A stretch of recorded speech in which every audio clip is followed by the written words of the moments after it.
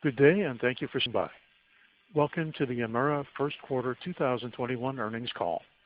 At this time, all participants are in a listen-only mode. After the speaker's presentation, there will be a question-and-answer session. To ask a question during the session, you will need to press star one on your telephone. Please be advised that today's conference is being recorded. If you require any further assistance, please press star zero. I would now like to hand the conference over to your speaker today, Erin Power, Director of Investor Relations. Thank you. Please go ahead. Thank you, Chris. And thank you all for joining us this morning.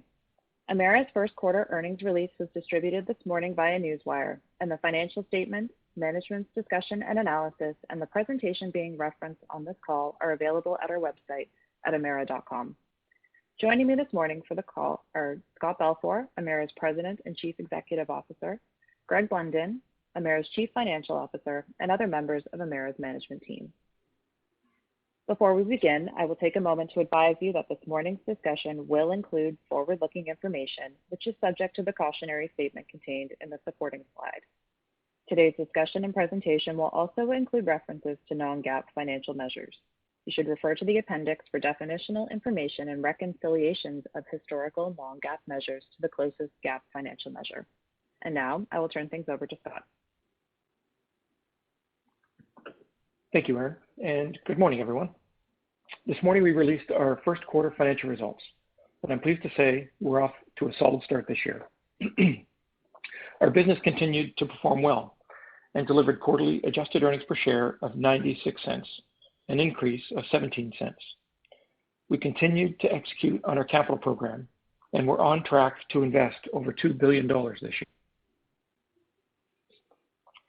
And on the regulatory front, following important rate case settlements for Peoples Gas and for New Mexico Gas last year, we've now filed a base rate application for Tampa Electric. Our financial results and the underlying drivers of our growth this quarter highlight the overall strength of our business. We continue to see strong earnings growth from our U.S.-based utilities, and our reduced corporate interest costs reflect the steps we've taken to strengthen our balance sheet. And our marketing and trading business continues to provide low-risk opportunity for us to earn strong returns when market conditions present, as they did this quarter. All of our major capital projects remain on time and on budget, while our teams continue to follow the enhanced health and safety protocols we put in place last spring as part of our pandemic response plans. We remain committed to investing between $7.4 and $8.6 billion through the end of 2023 in renewable and cleaner generation, system reliability and integrity, infrastructure modernization, and customer-focused technologies such as smart meters. Our investments are expected to drive robust rate-based growth of 7.5 to 8.5% on an average annualized basis over the period. Carbon reduction has been core to Emera's strategy for more than 15 years. It's been a key driver of our growth, and it's what inspires our culture of innovation. In February, we announced our climate commitment, a set of clear, future-focused decarbonization goals. And we also shared our vision to achieve net zero emissions by 2050. This commitment builds on our successful track record of meaningful carbon reductions already achieved and highlights our dedication to eliminating coal and advancing decarbonization. We're encouraged by the alignment with customers and policymakers who are also driving towards a lower carbon future. Our proven strategy and successful track record positions Emera well to help lead the energy transition, but critically, in doing so, in a way that never loses sight of affordability and reliability. We fully expect that opportunities for continued and incremental investment will present themselves as a result of our dedication to reducing our emissions and the global shift to a cleaner economy. And this, in turn, will also continue to drive long-term value creation for shareholders.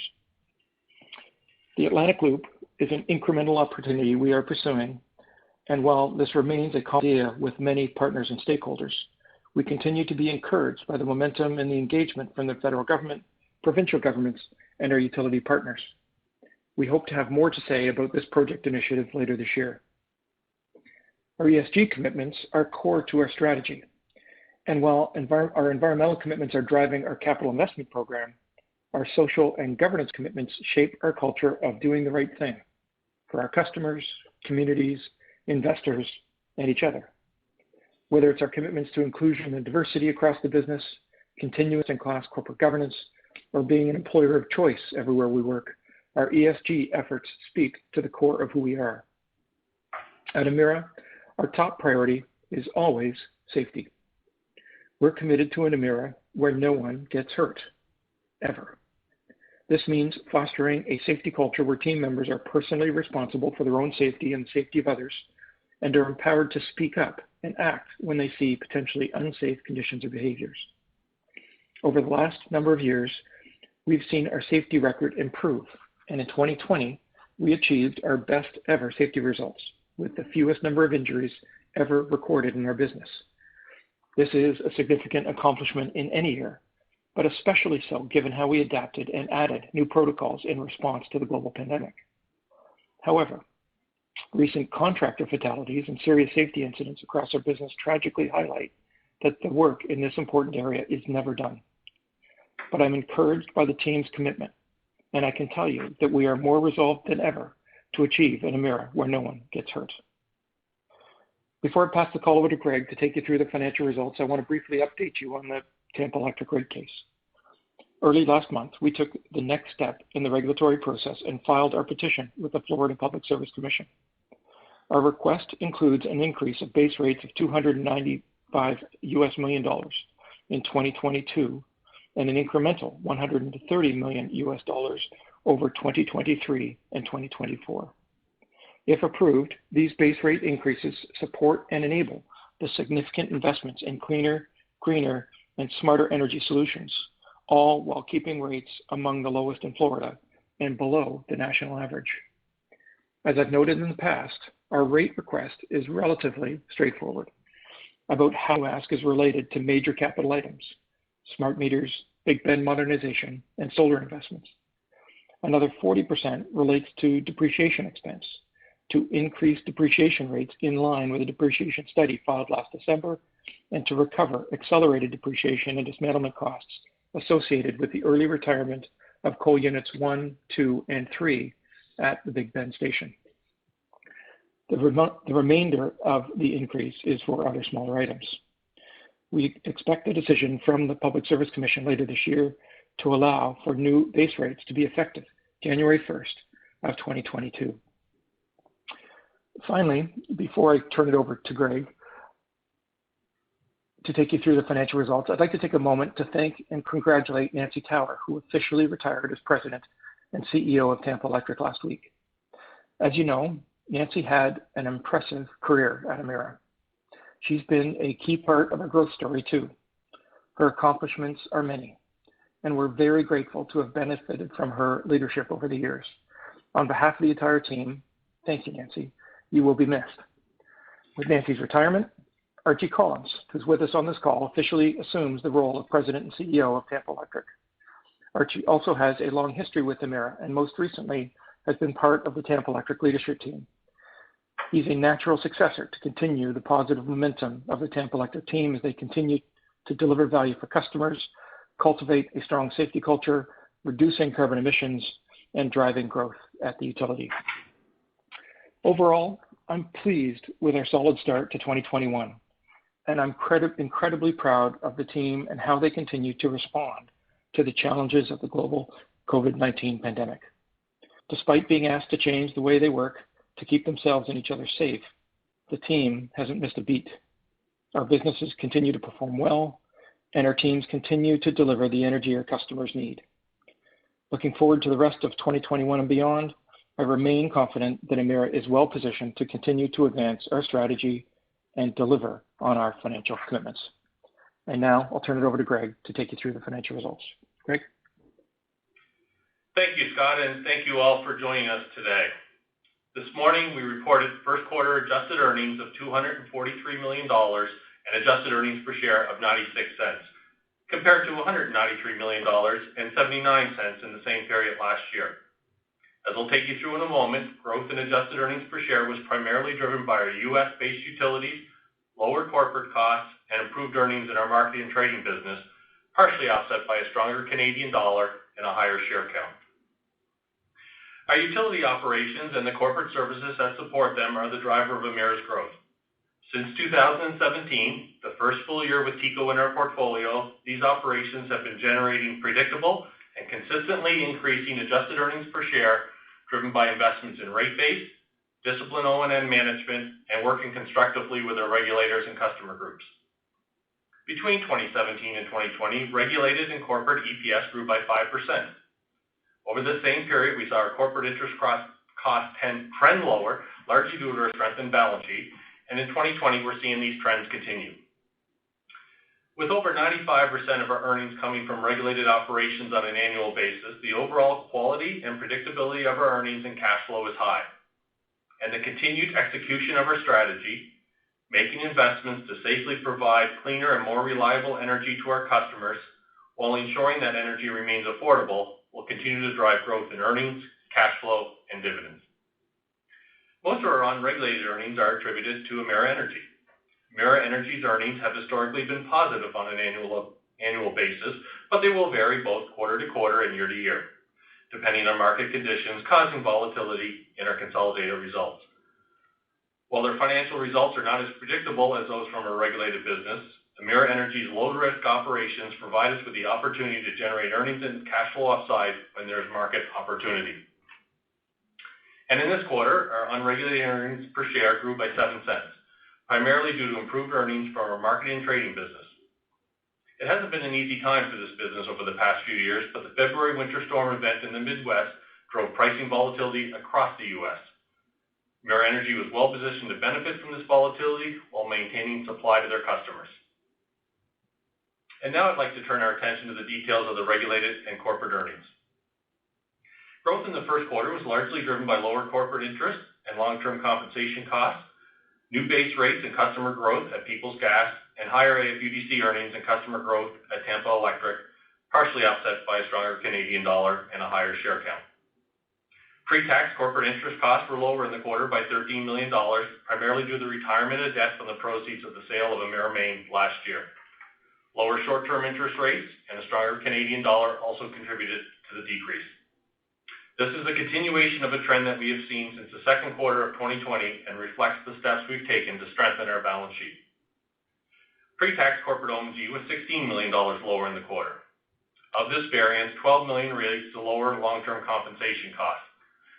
This decrease was driven by differences between Emera's 50-day average share price leading into the quarter end and our share price at quarter end. Because these gains are driven by the timing and trend of share price movements, they are likely to reverse out over the balance of the year. Excluding the impact of a stronger Canadian dollar, earnings from our gas and infrastructure segment increased by $14 million in the first quarter of 2020. Over the first quarter of 2020. Growth was primarily driven by new higher base rates at Peoples Gas and New Mexico Gas and strong customer growth of 5% at Peoples Gas. First quarter earnings from Tampa Electric were also solid. Excluding the impact of a stronger Canadian dollar, their quarterly earnings contribution increased by $9 million, driven by continued investment in the Big Bend modernization and non-SoBRA solar projects, partially offset by less favorable weather. Compared to the first quarter of 2020, milder weather reduced earnings by $8 million. Earnings from our remaining utilities were relatively consistent quarter over quarter. However, I will pause to mention the results at Nova Scotia Power.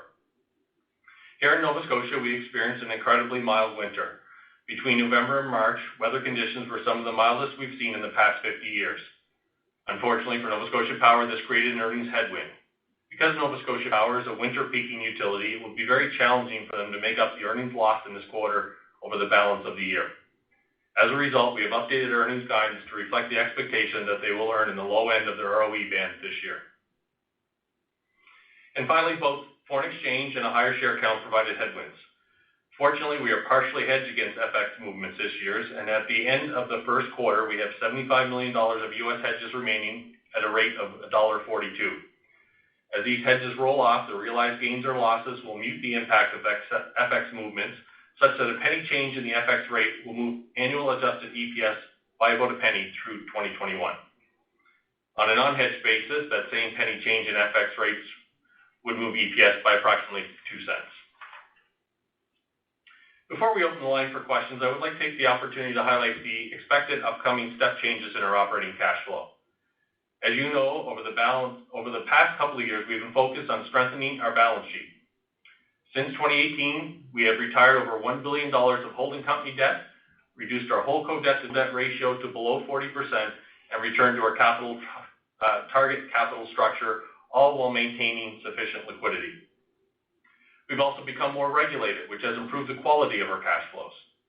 And while the select asset sales we effected temporarily paused our cash flow growth, we always knew there were significant cash flow events on the horizon.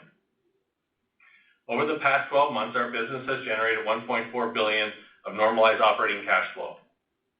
And while the results this quarter include the cash flow impacts of the $110 million of incremental gas costs incurred at New Mexico Gas, these prudently incurred costs will be recovered from customers over a time frame to be finalized with the New Mexico Public Regulation Commission. By the end of 2022, we will see our operating cash flow increasing significantly to over $2 billion, driven by a few events. If, as approved, the Tampa Electric rate case will generate an incremental $295 million of base revenues and an expected incremental $280 million of operating cash flow. In the second half of this year, we expect the Labrador Island Link will be commissioned. Once commissioned, our current non-cash earnings will convert to cash, increasing our operating cash flow by approximately $75 million. And new base rates at Peoples Gas and New Mexico Gas came into effect at the beginning of the year. We've seen the incremental benefit of these rates in the first quarter of this year, and we'll see further upside over the balance of the year. And finally, we expect to continue to see natural growth in our operating cash flow. With this stronger operating cash flow profile, we have a clear path to achieve the target credit metrics set by the rating agencies. Our continued execution of our funding plan will support achieving our credit objectives. Last quarter, we issued $110 million of equity through our dividend reinvestment and at-the-market equity programs and raised $200 million of preferred share financing. Our base shelf has an additional $300 million of capacity remaining, and as I've noted in the past, we have the balance sheet capacity to issue approximately $500 million of hybrid capital over the forecast period. Our solid start to 2021 sets us up well for the balance of the year, and while the quarter does not make the year, I believe we are well positioned to deliver earnings growth and drive investment for our investors while delivering cleaner, reliable, affordable energy for our customers. And before I turn the presentation back over to Aaron, I would like to welcome Dave Bezanson back to our finance team. Effective May 1st, Dave has assumed the role of Vice President, Investor Relations and Pensions, and I know you will all enjoy the opportunity to get to know Dave. Aaron?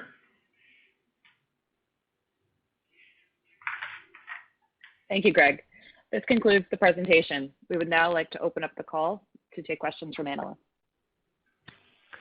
At this time, I would like to remind everyone, in order to ask a question, press star, then the number 1 on your telephone keypad. Your first question comes from Linda Ezergailis of TD Securities. Your line is open. Thank you. Congratulations to a strong start to the year. I'm wondering if you can give us some more context around your Tampa Electric rate filing, specifically as it relates to inflationary pressures. What are your embedded assumptions around there? And if inflationary pressures increase more than expected, might there be any sort of relief, or how are you thinking about that? Hey, Linda, it's Scott. So thank you for the question, and let me start, and then Greg, maybe you can help. And I know Archie Collins is on the line too. I mean, certainly, Linda, as it relates to the rate filing, a lot of that capital that is a big driver of the rate requirement, the revenue requirement that's part of that rate case is already well in motion, and in a lot of cases, actually, either the work is already complete or well advanced, and certainly much of it has been cost controlled. Not all of it, as some of the solar program continues to advance, but of course, smart meters, Big Bend modernization work is all well advanced with all major equipment and labor costs already committed and contracted or procured, or in some cases even in place. And of course, as I mentioned, the rest of the revenue ask really relates to depreciation which doesn't impact things as much. Now, with a broader sort of override lens on inflation, Greg, anything that you can add to Linda's question? Linda, maybe just a couple of things. I mean, if we kind of think of our inflation, exposure, if you will, in that particular business through a few different lenses. Obviously, to the extent that it resulted in higher commodity prices or fuel prices in particular, that would flow through the fuel adjustment mechanism that we have. We've done a pretty good job of terming out our debt, so we don't have a lot of risk from an interest rate perspective. Obviously, we may see some on the capital side, and if that's the case, then obviously the capital that we're investing could be slightly higher. But then really the area that might more on a shorter term basis impact us would be just on our day-to-day operating costs. But with the, we can control the labor through our existing labor agreements and those kinds of things. So there's probably a relatively minor piece that we would have a little bit exposure. We did build in an inflation assumption that we think is sufficient in the rate case filing. So at this point in time, I don't think it's anything that you should be overly concerned about. Thank you. And as a follow-up, I just wanted to also get some more of your thoughts on your financing plans. Recognizing that you still have some room on your at-the-market program, is it, reasonable to assume that still is a lever that could be likely? And just maybe some more thoughts on how you might term out potentially your drawn credit facilities, and how any sort of thoughts of dividend policy past 2022 might inform how you approach your permanent financing plan. So Linda, it's Greg. Let me start. Accurately characterize it. We're happy with our ATM program as well as our DRIP. We're going to continue with those two mechanisms to raise common equity. We find it very cost effective and allows us to raise it when we need it, no earlier or no later. We've been kind of historically over the last, I'd say, couple of years raising about $50 million a quarter on our at-the-market equity program. And I think that's kind of a run rate that you should probably assume and something relatively consistent with that on our DRIP as well. We're always looking at our credit facilities and is there an opportunity to term some of that out? You may have noticed in the quarter we did exactly that at Tampa Electric with an $800 million bond issuance that effectively took their revolver down to zero balance. So we'll continue to look at that. No immediate plans to do anything different over the near term. And then as far as dividend policy, I think that's ultimately a board decision, and we would expect that our current guidance there'll be some updating of that in the fourth quarter of this year as we traditionally have done in the past. Thank you. I'll get back in the queue. Your next question comes from Rob Hope of Scotiabank. Your line is open. Yep. Morning, everyone. First question is just on the opportunities under development. You continue to add, we'll call $170 million of potential opportunities in 2021. How are you seeing some of those shorter term opportunities progressing? And then it looks like Atlantic Loop is more of a back half kind of a next step for information there. Rob, it's Greg. I think, good morning. The projects that we have under development really haven't changed. As you highlighted, about half of it is Atlantic Loop or something like that. Now, the Atlantic Loop is a collection of projects, some of which will go forward irrespective of the Atlantic Loop. For example, a stronger interconnection between us and New Brunswick. So those projects are progressing reasonably well.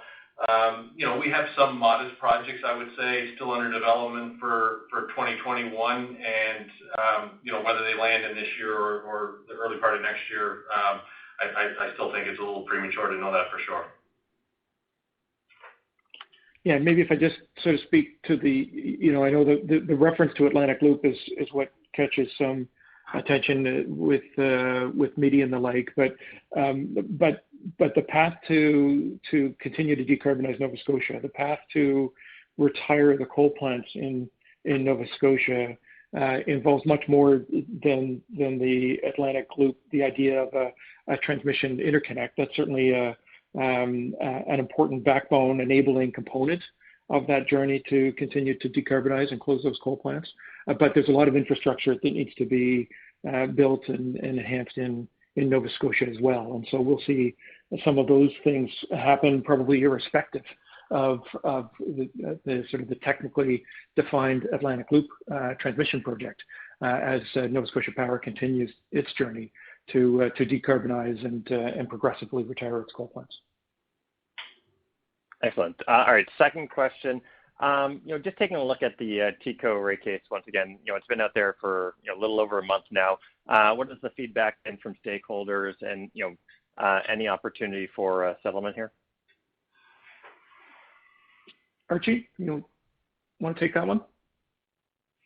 Sure. Good morning, Rob. I would say to this point, feedback from stakeholders has been balanced. It's been fair. I think there's a recognition that the investments that we've made or that we are making are things that customers are interested in. It's what society is interested in. We're decarbonizing. We're driving down the use of coal, stabilizing our fuel cost over time, and so modernizing our grid, improving resiliency, reliability. So I think that there's an acknowledgement that these are investments that are in the social interest, and that over the long term they're good for our customers. And so we've been pleased that for the most part the feedback has been fair and balanced. From the perspective of a settlement, a settlement is always a possibility, but at this point we are preparing ourselves for a fully litigated rate case. We have every expectation that we're preparing ourselves for that eventuality. If a settlement presents itself, we will be willing to engage, but we wouldn't think that would present itself until much later in the process, probably after we've completed discovery. So we're open to it, but preparing to go right to the end of a fully litigated rate case. Thank you. Your next question comes from Maurice Choy of RBC Capital Markets. Your line is open. Thank you. And my first question speaks about slide 12, which is a great disclosure from an operating cash flow perspective. Any color on possible puts and takes if the various components there change, particularly if I look at the Tampa Electric rate case of 375 Canadian dollars, that's $280 million US. And you mentioned that that's in line with what you've asked. In the potential event that we don't get everything that we ask, where would you see the potential tailwinds to make up for your targeted operating cash flow? Hi, Maurice. It's Greg. Good question. I mean, if you look at slide 12 and the buildup of the various items, I mean, a couple of them have either already been executed or it's a question of timing, in particular E&L and our gas LDCs rate cases, which we've had settlements late last year. Obviously, the biggest piece is the Tampa Electric rate case. I will say that the combination of those four items identified on that page probably increase our credit metrics, our CFO to debt or FFO to debt by somewhere around 300 to 400 basis points. And so to the extent that one or two of these numbers turns out to be less than what we have illustrated here, we'll still be comfortably where we need to be from a credit rating agency perspective. So that's kind of the way to think about it. I think if you think of a rate case at Tampa Electric, I think the average in the U.S. is generally around a 60 to 70% success rate in terms of getting what you asked for. I think Florida probably traditionally has been at either the higher end of that or slightly above that. So, I think it's fair that you could probably handicap that number by some amount if you so choose. But even so, we'll still be comfortably where we need to be from a credit metric perspective. Great. And just to follow up to that, obviously the first component only comes in 2022, whereas the rest of it, bits and bobs of it, come in this year. Any update on your discussion for this year's review, specifically 2021 rather than 2022? With the rating agencies, Maurice? That is correct. Yeah, so as always, we have ongoing conversations on a regular basis with all three of the rating agencies, S&P, Moody's, and Fitch. I don't know what the timing is of Moody's or Fitch to issue a report this year, but S&P just issued their annual report a few weeks ago and reconfirmed our rating and outlook, so there was no change in either. And we're just waiting to hear from the other two as to what their schedule is for the balance of the year. Great. And if I could just finish up on the opportunity set beyond your base plan. You mentioned earlier that $1.2 billion haven't changed much this quarter. But I wonder if you could just elaborate a little bit more about recent developments both in the U.S. and Canada with regards to climate commitments. Have you seen an opportunity to increase that $1.2 billion? What kind of timing we should be looking at in terms of spend? And with that, any intent to take action sooner rather than later to fund this potential increase?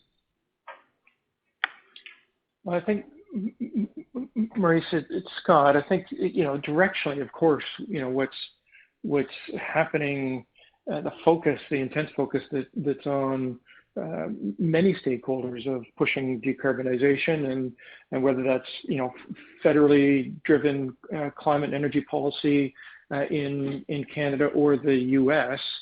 Is of course directionally positive for a company like Emera, and obviously our whole strategy is centered on been delivering on decarbonization efforts and related investments for many years, almost two decades. So in that sense, for sure, it's directionally positive. And I think as we look for opportunities to accelerate decarbonization or to respond to the requirement to decarbonize faster, if legislative impetus gets put into place, then obviously we're really well positioned to do that. And yes, I think that bodes well for what our CapEx profile and growth can continue to be, maybe within the forecast period, but certainly beyond it. And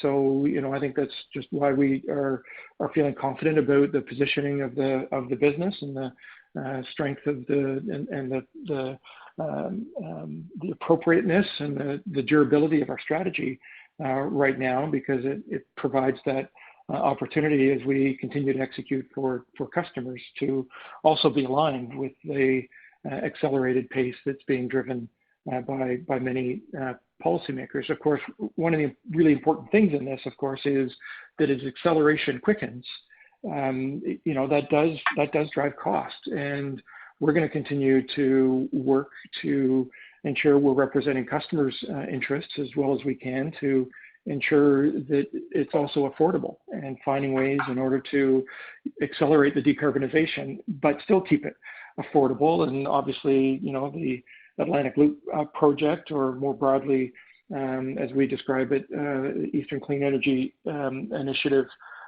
for us in Atlantic Canada, is really born out of that idea of how do we do this faster, but still keep our eyes on and manage the implication of cost for customers. So it keeps us encouraged about what the future holds.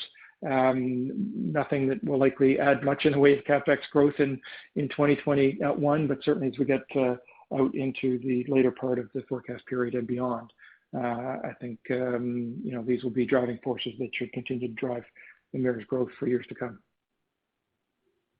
And just to follow up on that, you mentioned that legislation needs to be put in place. Do you view the ball to be on the government side of the court in terms of putting the next steps out, or is it one for the industry, such as participants like yourself, to come up with solutions? Well, I mean, for sure, we have to drive the solutions, but we also have to work within the parameters that get established for us within the range of legislation and regulation.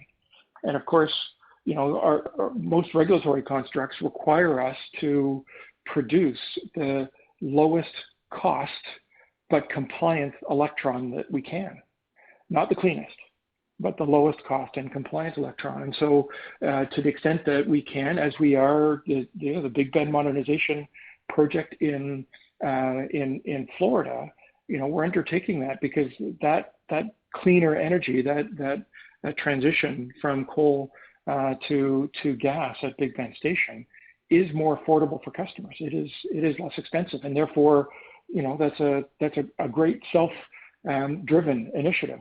The same with much of our solar investments right now. Those are all happening because they are cost effective for customers. But at the same time, if there was, for example, a carbon pricing in Canada that the Liberal government has, of course, proposed, higher carbon pricing means that that affordability lens looks different in 2030 to 2040 at $170 a ton of carbon than it would if there was no price on carbon. And so that would require Nova Scotia Power to work with the provincial government to arrive at a solution that within the parameters of that carbon tax or that change legislation continues to produce the most affordable solution for customers while being compliant with the whether it's carbon tax or emission regulations or whatever the case may be. Great, thank you very much. Your next question comes from Mark Jarvi of CIBC Capital Markets. Your line is open. Thanks. Good morning, everyone. Maybe coming back to the Tampa Electric rate case, is there anything that can be gleaned from the Duke, Florida settlement in terms of their depreciation studies or anything relative to what you've proposed where you can see whether or not staff might be on board with your proposal, given that that's a substantial part of the step up in rates?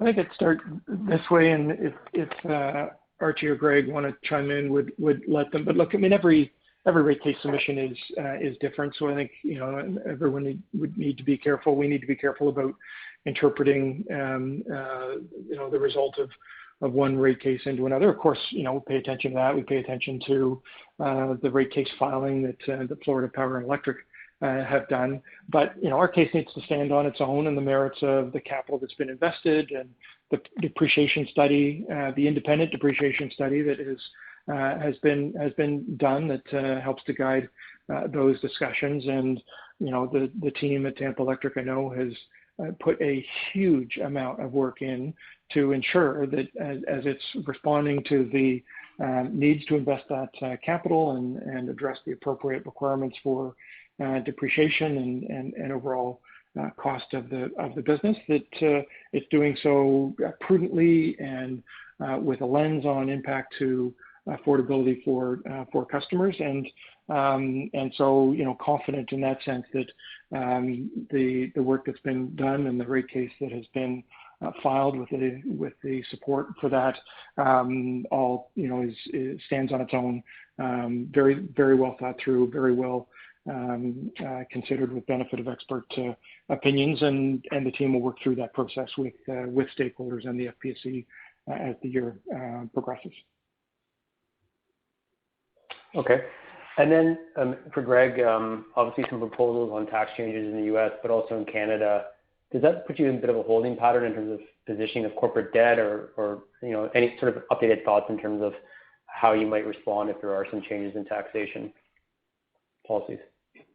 Yeah, it's probably a little bit early to tell. I mean, I think it certainly looks like, if I start in the U.S., Mark, that that the Biden administration is looking to increase corporate tax rates. That really doesn't have any impact on our financing other than our U.S. denominated debt would, the after-tax cost would be lower than it is today, but it doesn't really have any impact on us from that side of it. It looks like the discussions are having around the thresholds for alternative minimum tax would be sufficiently above our taxable income in the U.S., so we shouldn't get caught by that at all. If I turn to Canada, really it looks like a couple of themes that are emerging. One is the elimination of any kind of cross-border tax structures. We really don't have anything in place that is worth mentioning, so that's not something that we're very focused on at this point.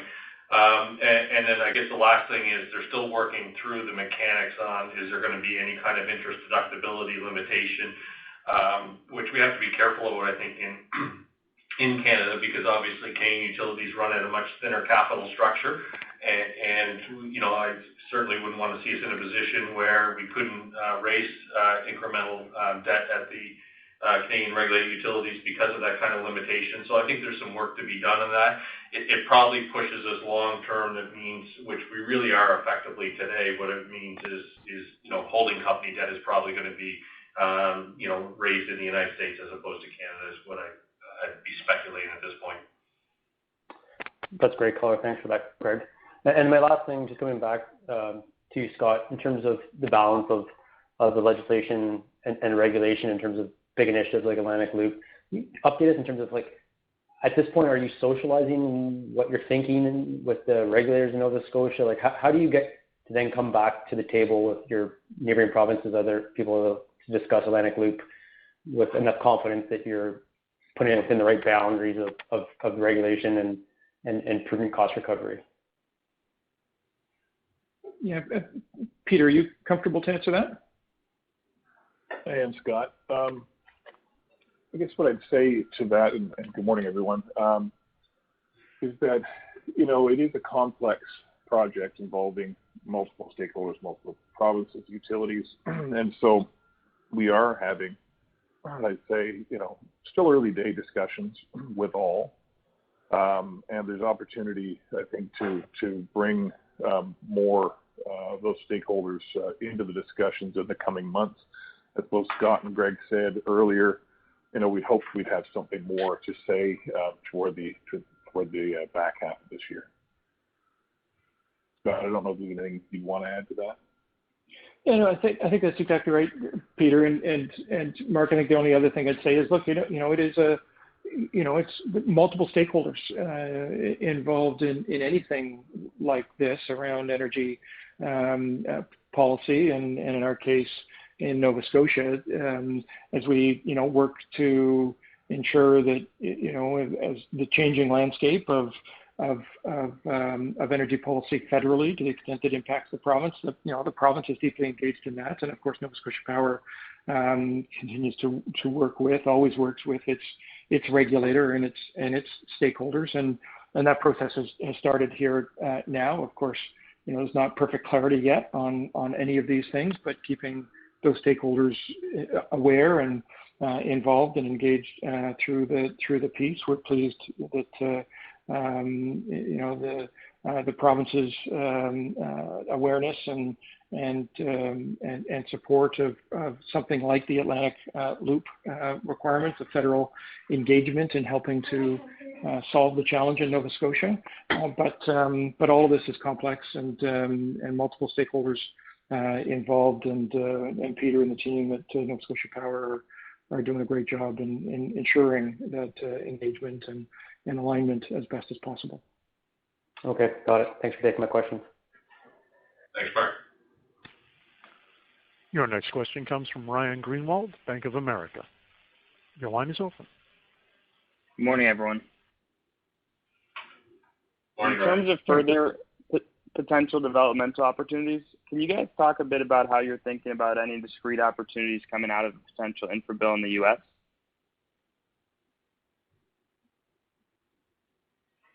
Yeah, so Ryan's Greg. Sorry, go ahead, Scott. No, if you're going to start, Greg, go ahead. Again, I think it's probably a similar answer, Ryan. It feels a little premature. I mean, there's a couple of things happening. Obviously, there's the infrastructure bill, and you know, we're looking at what that might mean for us. I'd say probably not in the next couple of years, but as we look broader than that. And then, of course, there is, you know, more of a sensitivity in some of the markets too, as well, in terms of system resiliency, in particular because of the events in Texas. So I'd say there's a couple of things that are happening, all very consistent with the themes that have driven our capital investment to this point. And you know, we're looking to see what the opportunities may mean for us and for our business and for our customers, but we haven't concluded on any of those things yet. Got it. And then just in terms of hedging, any thought process at this point, given the pressure of late on FX, in terms of looking out to later years? And just to confirm, you guys have no hedges beyond 2022 at this point? That's correct. Any thought process around implementing some now, or still kind of too early at this point? Sorry, Ryan, I missed the first part of your question. Just in terms of your thought process at this point, in terms of implementing hedges for the later years, given the pressure more recently on FX? Yeah, we'll continually look at it, but at this point in time, we haven't put any incremental hedges on at these levels. Great. I'll leave it there. Thanks for the time. You're welcome. Your next question comes from David Peters of Wolfe Research. Your line is open. Yeah. Hey, good morning, guys. Morning. Yeah, I know you don't have a formal guidance range, but just curious back to the FX, if you could just comment, you know, on potential impacts for 21 and any offsets you have against those headwinds. You know, I appreciate the hedges that you have in place, but I think originally you had assumed a rate of $1.28 versus the $1.21 that we're currently sitting at. Yeah, that's correct, David. So in the current year, each 1 cent change in that in 2021 would be about a penny in EPS, and for 2022 would be about 2 cents in EPS. Can you talk to any offsets elsewhere in the business that you're seeing to help kind of offset those pressures? Yeah, it's a good question. I don't know if, you know, certainly wouldn't necessarily be linked to it, but, you know, we're also seeing, as you've seen in our Q1 results, and I'm sure you're seeing in many of the companies that you're covering, you know, we're seeing things like obviously lower short-term interest rates than maybe most of us would have thought a year ago, which is certainly helpful. You know, all of the capital that we're investing for better or worse is going in Tampa Electric and Peoples Gas and New Mexico Gas at a lower FX rate. So our capital requirements at a consolidated basis are slightly less. So there's a few things that probably help mitigate it a little bit, but it is a volatility that will continue over the balance of the year. There's no question about that. Great, thank you. Your next question comes from Andrew Kuske of Credit Suisse. Your line is open. Thanks. Good morning, Scott. You mentioned a little bit about effectively the cross-border divide on decarbonization with, you know, pretty clear policies in Canada. And then obviously you have a really robust solar resource in Florida.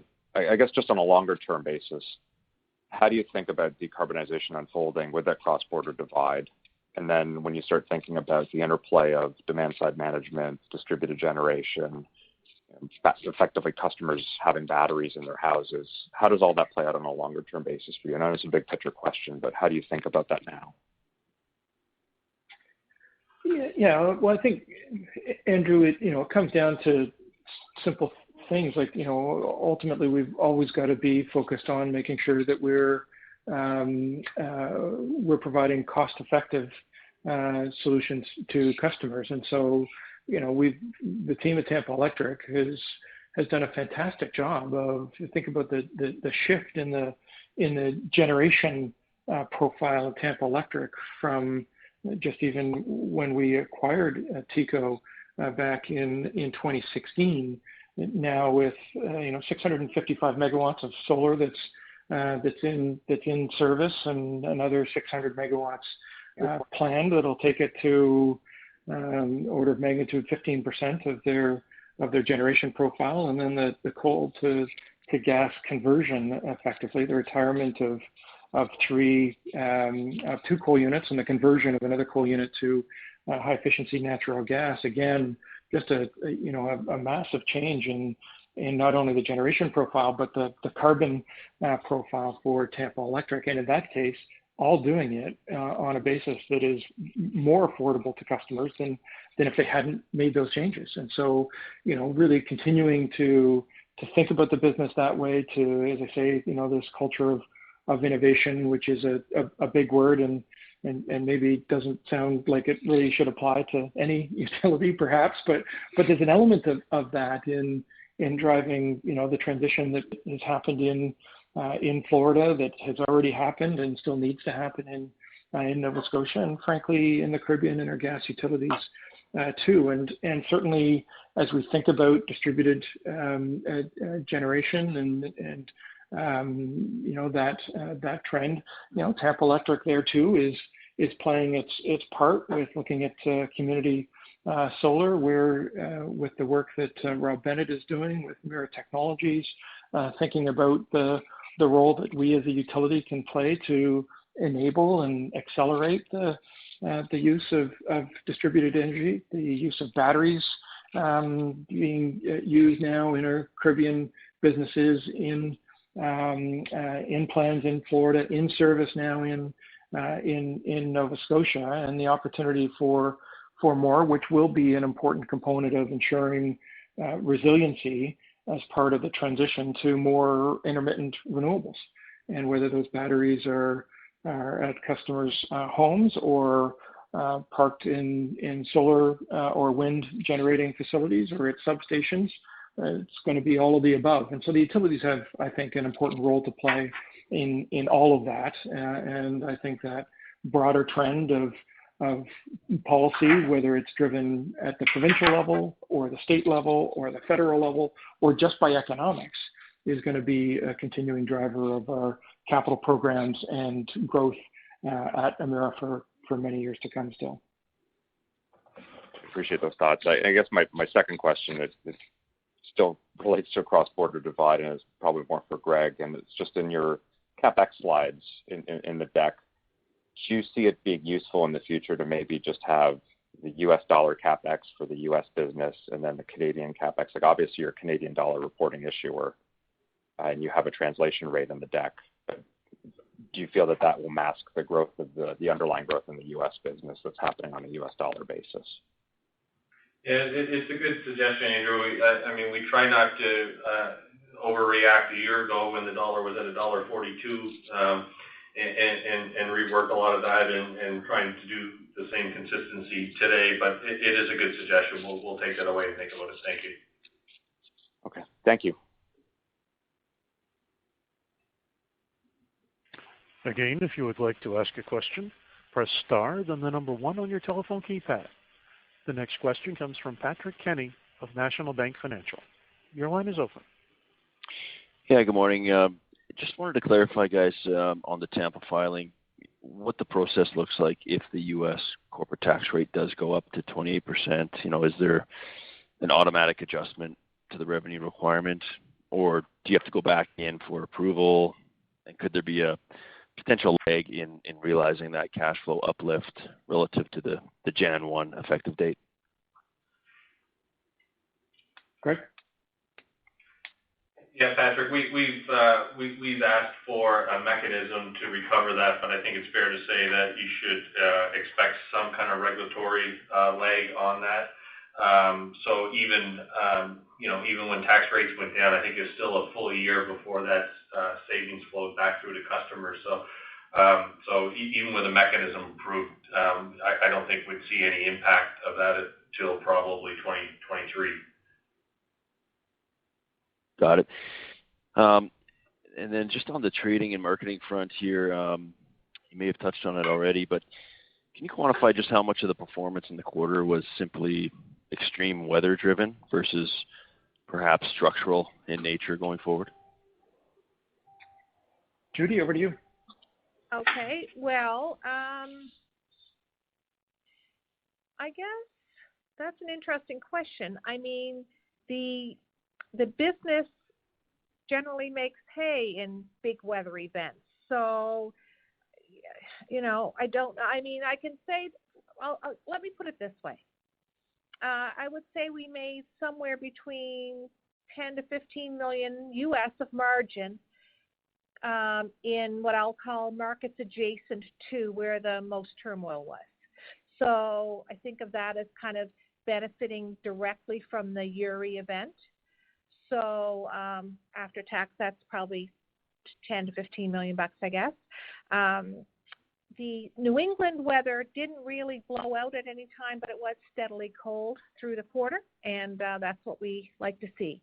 So, prices in New England were kind of almost double what they were this time in the first quarter last year, but still kind of, an average of $5 to $6 and peaking out at 14 or 15. So I would kind of call that a normal cold winter. So if I had to try to answer your question in some meaningful way, I would focus on what margin we earned kind of in adjacent markets to where Uri was really impactful. And like I said, that's somewhere between 12 and 15 million of margin. Okay, that's very helpful. Thanks, Judy. And then just over on the Caribbean front here, any leading indicators you can speak to with respect to travel and economic activity, perhaps coming back later this fall to more normalized levels? Yeah, I think, Patrick, largely, really our Caribbean interests are centered in Grand Bahama and Barbados. Of course, we have interest in St. Lucia and Dominica too, but really most of the substance of our Caribbean business is in those two islands, and their behavior is a little different. So, a leading indicator, Grand Bahama, truthfully, is really very, very linked to the U.S. economy. So, as the U.S. economy strengthens, I would expect to see the economy in Grand Bahama strengthen. Of course, tourism will also help. There is has been some sort of shipping-related, cruise ship-related activity would be another one to look at. But the biggest one for Grand Bahama would be really just a linkage to the U.S. economy. Barbados obviously is different, and there is principally tourism driven, and so their tourism with the UK, Canada, and U.S. being primary components of that, of course, much broader, but those would be the ones to look at. So it's really tourism in Barbados and the U.S. economy for Grand Bahama. Okay, that's great. Thanks, everybody. There are no further questions at this time. I will now return the call to Ms. Bauer for closing remarks. Thank you, Chris, and thank you all for joining us and for your interest in Emera. I look forward to speaking with you again next quarter. And if you have any questions in the meantime, please feel free to reach out to myself and the IR team. This concludes today's conference call. Thank you for participating. You may now disconnect.